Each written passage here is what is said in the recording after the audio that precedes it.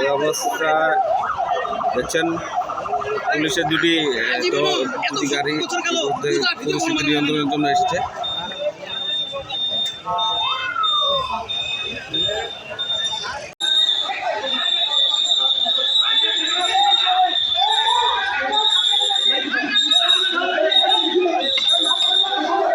পড়ে গেছে একজন, মাটিতে লুটে পড়েছে মারামারির কারণে। দেখতে পাচ্ছেন একজন মারামারির কারণে লুটে পড়েছে ফ্লোরে। এটা বর্তমান রানীশঙ্কল উপজেলার উপজেলা পরিষদ কমপ্লেক্সের সামনে একজন মারামারির কারণে এখানে দেখছেন যে একজন মাটিতে লুটিয়ে পড়েছে। এখানে মূলত যে মারামারি সংগঠিত হয়েছে, এখানে গণ অধিকার পরিষদ এবং ছাত্র দলের যে কর্মীরা তাদের মধ্যে মারামারির সৃষ্টি হয়।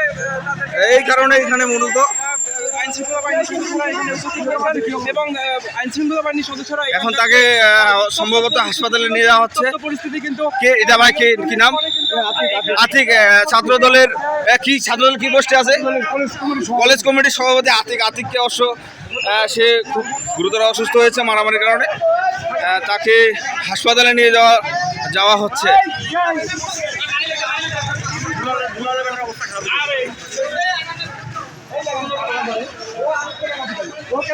এই পর্যন্ত যতটুকু বিষয়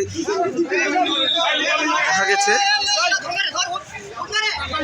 এখানে আইন শৃঙ্খলা দেখতে আনসাররা পরিস্থিতি ঠান্ডা করছে, দেখতে পাচ্ছেন।